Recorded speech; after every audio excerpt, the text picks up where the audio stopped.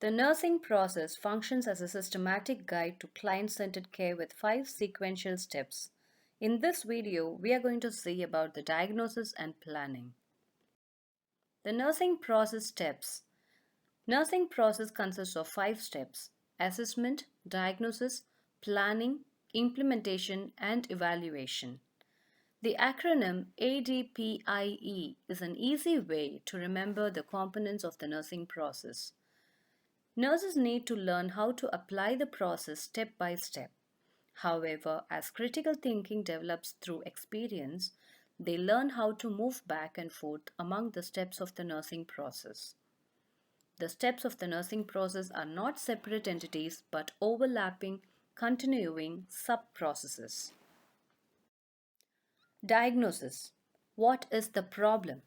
The second step of the nursing process is the nursing diagnosis. The nurse will analyze all the gathered information and diagnose the client's conditions and needs. Diagnosing involves analyzing the data, identifying health problems, risks, and strengths, and formulating diagnostic statements about a patient's potential or actual health problems. More than one diagnosis is sometimes made for a single patient.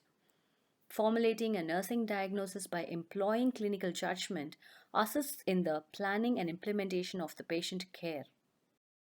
Planning. How to manage the problem.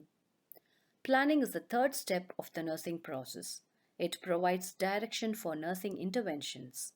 When the nurse, any supervising medical staff, and the patient agree on the diagnosis, the nurse will plan a course of treatment that takes into account short and long-term goals. Each problem is committed to a clear, measurable goal for the expected beneficial outcome. The planning phase is where the goals and outcomes are formulated that directly impact the patient care based on evidence-based practice guidelines. These patient-specific goals and the attainment of such assist in ensuring a positive outcome. Nursing care plans are essential in this phase of goal setting. Care plans provide a course of direction for personalized care tailored to an individual's unique needs. Overall condition and comorbid conditions play a role in the construction of a care plan. Care plans enhance communication, documentation, reimbursements, and continuity of care across the healthcare continuum. Types of planning. Planning begins with the first client contact and resumes until the nurse-client relationship ends, preferably when the client is discharged from the healthcare facility. There are 3 types of planning. Number 1, initial planning. Number 2, ongoing planning. Number 3, discharge planning. Let us see them one by one. Initial planning is done by the nurse who conducts the admission assessment. Usually, the same nurse would be the one to create the initial comprehensive plan of care. Number 2, ongoing planning. It is done by all the nurses who work with the client. As a nurse obtain new information and evaluate the client's responses to care, they can individualize the initial care plan further. An ongoing care plan can also occur at the beginning of a shift, and ongoing planning allows the nurses to determine if the client's health status has changed, set priorities for the client during the shift, decide which problem to focus on during the shift, and coordinate with nurses to ensure that more than one problem can be addressed at each client contact. Number 3, discharge planning.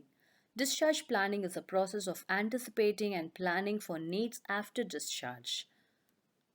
To provide continuity of care, nurses need to accomplish the following. Start discharge planning for all clients when they are admitted to any healthcare setting. Involve the client and the client's family or support persons in the planning process. Collaborate with other healthcare professionals as needed to ensure that biopsychosocial, cultural, and spiritual needs are met. If the contents of this video are informative, like the video, comment the video, share this with your friends and colleagues. Do not forget to subscribe the channel and click on the bell icon. Thank you.